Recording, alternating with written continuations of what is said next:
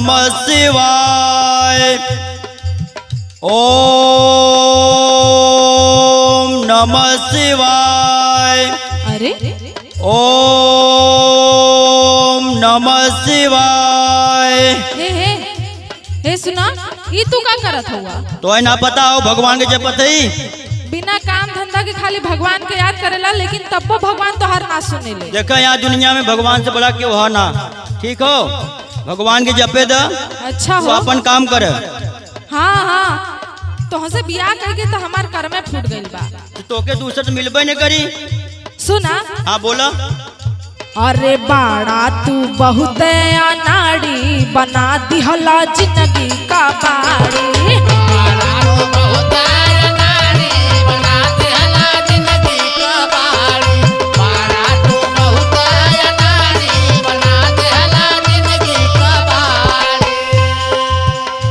तोहरा के दूसर ना मिली, बिना हमरे गुलशन ना खिली। वही का अफसोस बना। सुना सुना ध्यान से।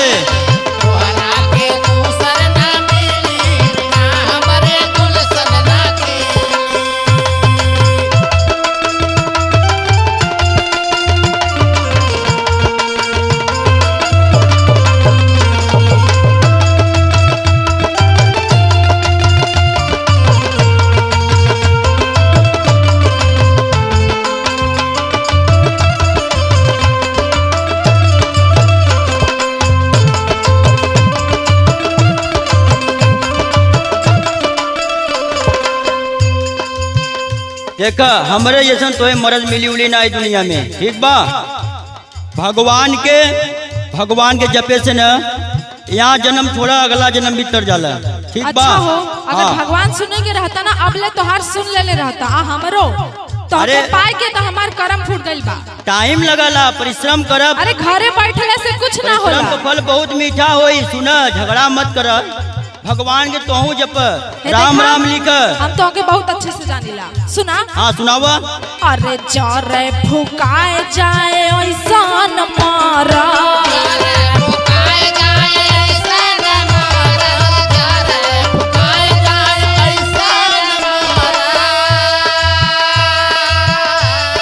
जे अपने में हरी के बूझे न दर्द।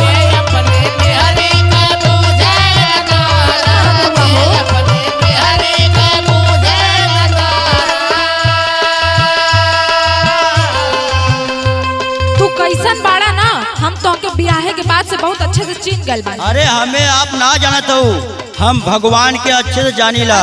भगवान एक दिन न एक दिन जरूर मिली है। सुना, अरे जरे फुकाए जाए ऐसा न मरद, जे अपने में हरी के बूझे न दर्द। अरे घूमेला पी के तू ताड़ी, बना दिहला जिंदगी का बाड़ी। घूमेला पी के तू ताड़ी, बना दिहला जिंदगी का बाड़ी। घूमेला पी के तू ताड़ी, बना दिहला जिंदगी का बाड़ी।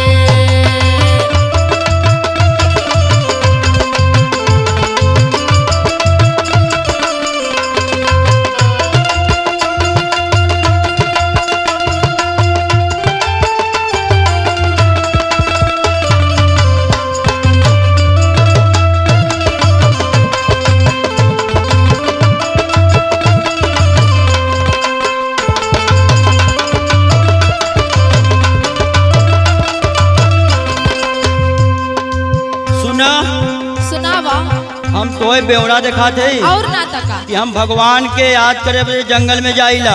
अच्छा हो, घर परिवार छोड़ दो। अरे घर परिवार ना है, घर पे बीवी बच्चे आप लोग सब लोग के तकलीफ देते हैं, इसके लिए अच्छा पहाड़ पे कहीं कुटिया में जाके भजन करेंगे तो अच्छा होगा। तो फिर बियाहवा काहे कहिला हो? अरे बियाह कैली ते का मतलब थोड़ी हो कि सब कुछ तोरा मर्जी से चली। अरे मर्जी से ना चले, लेकिन खान खर्चा तो चाहला ना। अरे चाहल उतना पूरा होत हो ना। और लड़का 4 दिन से बिना चढ़ी के घूमा था, समझ में आवा था। तब का हो गुरुजी, देखत हो ना। अरे तो आ जाई, टेंशन ना, भगवान दे है ना, जपत है न कुछ तो का उद्धार निकली, क्यों न क्यों भगवान बन के आई। धन्य भाग्य हमरा के गैलू तू पाई।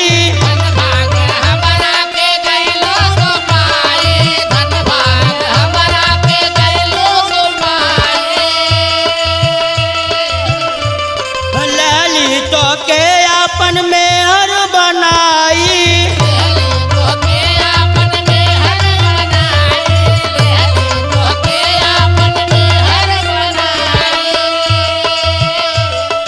प्यार वाला फूल नहीं मिली, प्यार वाला फूल नहीं मिली, बिना हमरे गुलशन ना खिली।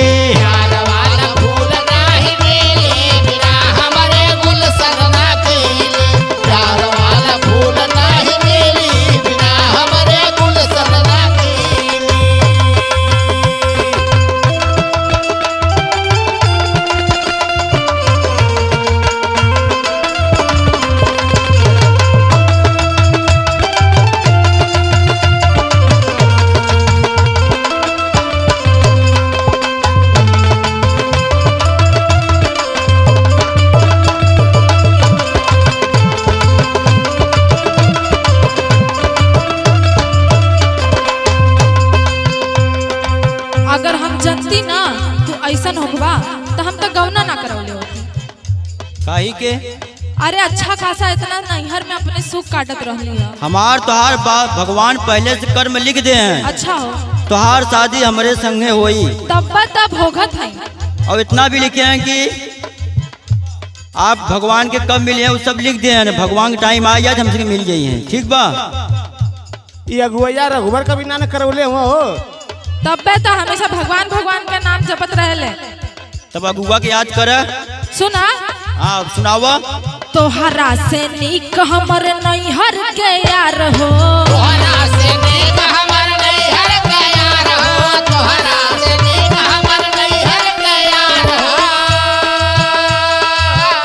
अरे कई दिहला हमारो तू जिंदगी बेकार हो।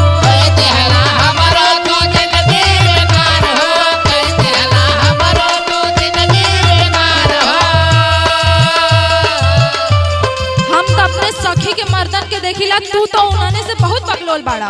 सुना सुना बोला। तोहरा से नीक हमर नैहर के यार हो, कई दिहला हमारो तू जिंदगी बेकार हो। चकती लागल पहनी साड़ी, बना दिहला जिंदगी का बाड़ी। चकती लागल पहनी साड़ी, बना दिहला जिंदगी का बाड़ी।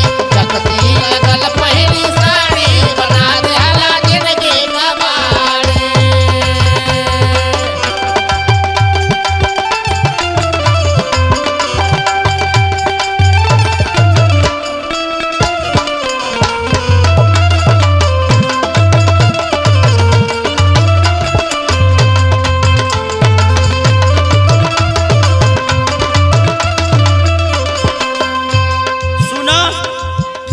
तहार विचार बा भगवान के छोड़ के चली कमाई।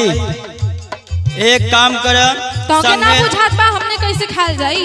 ठीक बा, अब तहार विचार में भगवान के नाम भजन करी तो चला ठीक बा। भजन हम छोड़त है संगे लागब कुल जने चला वही परदेश में कमाल जाई। अरे हम ही ना कहत है कि भगवान के छोड़ दा, ना ना हमनों का ख्याल कर। हर जी है होला। अब तो हूँ कमा हम हूँ कमाई, दोनों जने साथ में कमाल जाए वहाँ पर और खर्चा पानी चलिए वहाँ भगवान के साथ में जपल जाए। सुना अब तो सही कहत हुआ, बोला। पतिया हमार तनी माना है रानी, हमार तनी माना है रानी, पतिया हमार तनी माना है रानी। रंगनाथ लल्लन ना होई परेशानी, रंगनाथ लल्लन ना होई परेशानी, रंगनाथ लल्लन ना होई परेशानी। अब लगत है कि तू लाइन पे आवत हुआ। एकदम एकदम माने की पड़ी ना। हाँ हो। जब लड़का बच्चा हुए पांच ठे तोरे हाँ। तब तो माने के पड़बई करी। तोरे थोड़ी हुआ। नहीं नहीं हमारे कैसे बहन, हमार तो फर्ज हो खाली निभावे के। सुना हम निभावत है। बोला। पतिया हमार तनी माना है रानी, रंगनाथ लल्लन ना होई परेशानी। सजिया पे देखिया तू दिल्ली बिना हमरे गुलशन ना खिली सजिया पे देखिया तो दिल्ली बिना हमरे गुलशन ना खिली सजिया पे देखिया तो दिल्ली बिना हमरे गुलशन ना खिली बाड़ा तू बहुते अनाड़ी बना दिहला जिंदगी का